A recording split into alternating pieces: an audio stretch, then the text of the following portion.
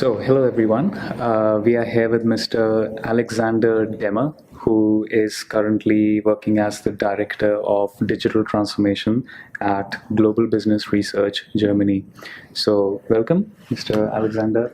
Thank you, Vishesh. It's a pleasure to have you here. And to begin with, my very first question is please share a little bit about your experience in the industry and what exactly you do at GBR and GBR as a company as well.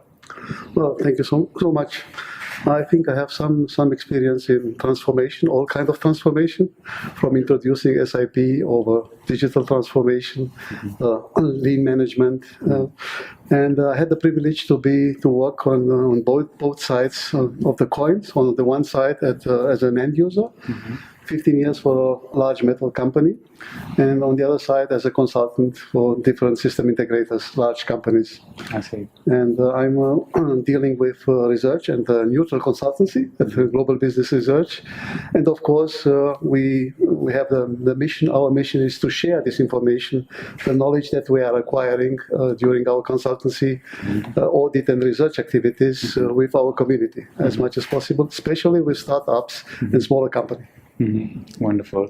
And I especially thank you for joining us at this summit, especially because you were one of the most, the active person during the questions and answers rounds. And I really appreciated that during some of your questions, you were leaving your seat and going in the center of the room and requesting all of the people to be engaging. And that attracted a lot of interesting topics as well. And eventually it led to increasing the quality of the summit, if I might say so. Another thing that intrigued me about your sharing of knowledge on this event is your definition of digital transformation. Oh, I'd be really happy if you would repeat that for us. Sure, thank you. A very complex problem, but I'll try to summarize it in one sentence. Sure.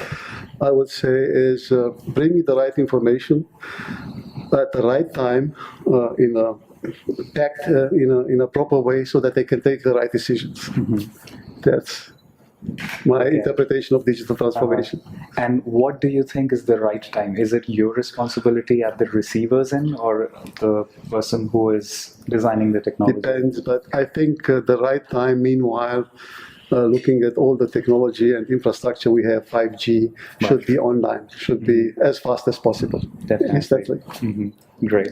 So, as we all know, you have been in the industry for a lot of decades, if I can say that, and you must have faced your own set of challenges, your own victories, successes, and you would have come up with some unique solutions looking at the problems in the industry.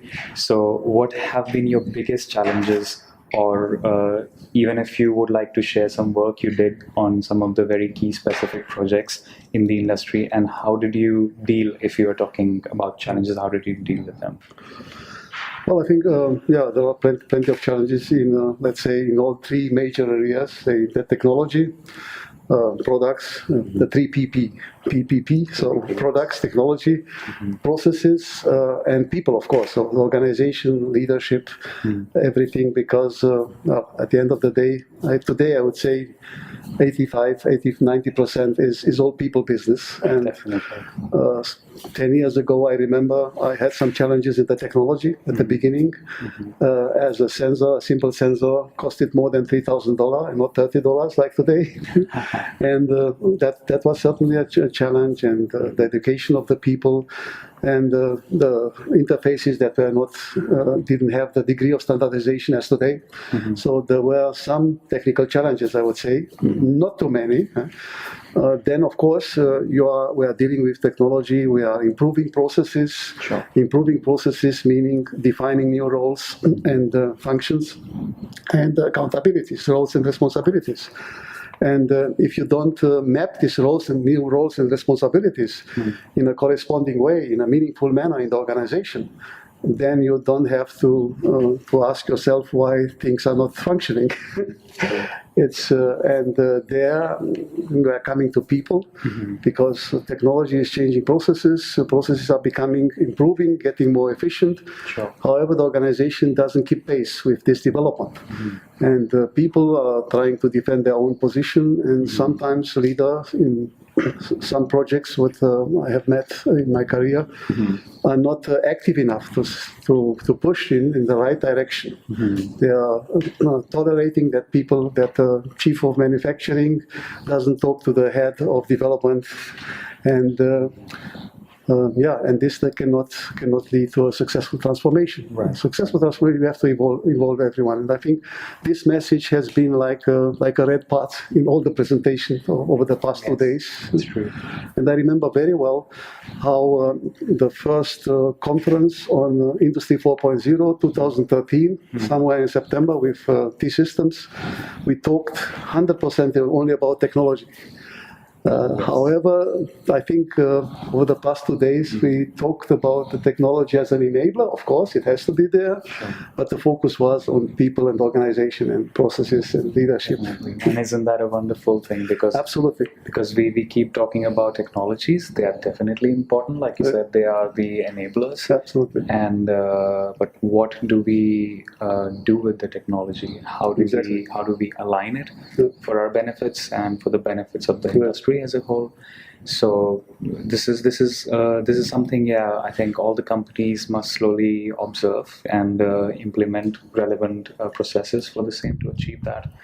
And when you mention about people, when you talk about people, and then there is another intriguing topic that pops up, and it's culture transformation. Absolutely. So how do you look at culture transformation in industries at the current situation? Well, I think that's probably of course, it's known, it's a known fact. I don't want to repeat myself. It's the most complex topic because you have to consider the whole organization. And you need both. You need to top down to give the right messages and also to show that you are, as we say in Germany, you have to preach drink water, and drink water and not drink wine. If you are preaching drink water and yourself are drinking wine, you will not be credible. So from top down, I think it's very important the involvement of the decision makers, of the managers, the management. Bottom up is also very important because people that are bringing their ideas, that are understanding that if a robot is doing 20% of my work, of my current work, that is a benefit for me because then I have 2 more hours free every day to do something creative, to do something innovative.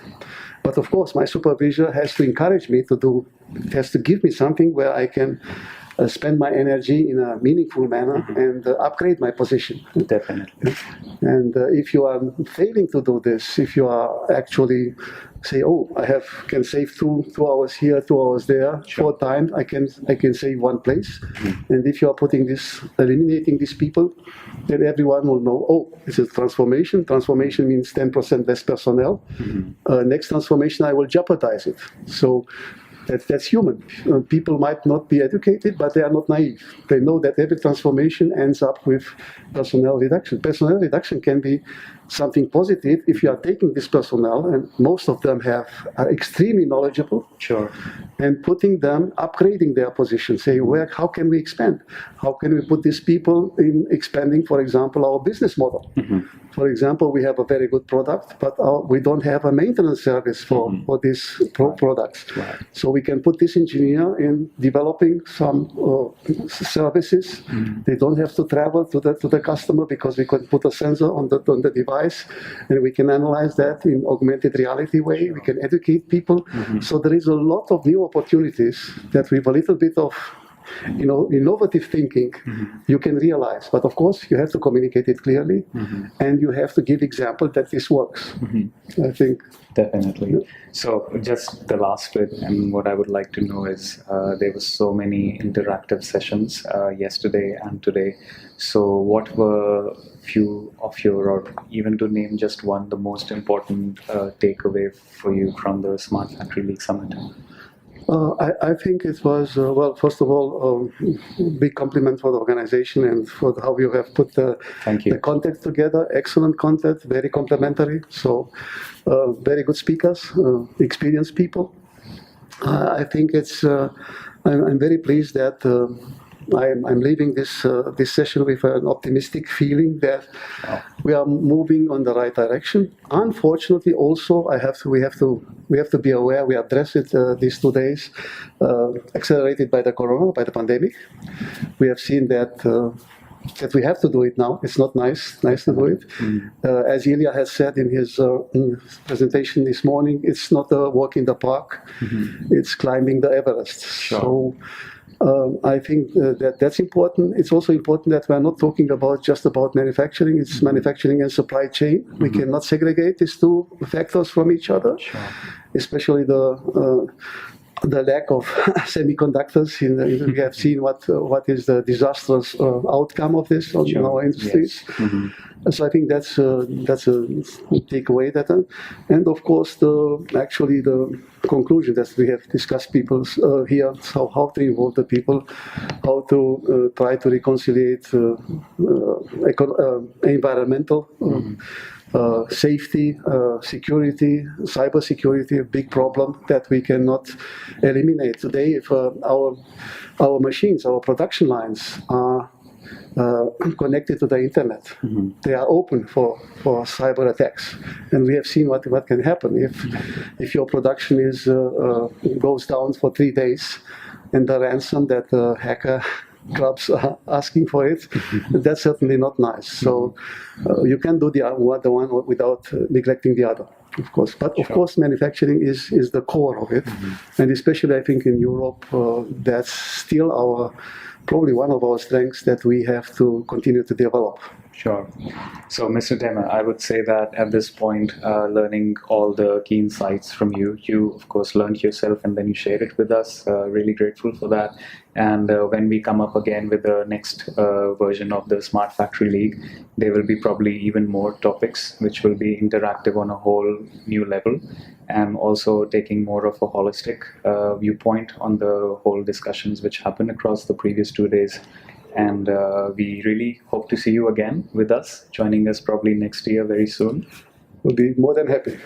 Thank you so much. So thank you as well. So that was Mr. Alexander Demer from Global Business Research, Germany.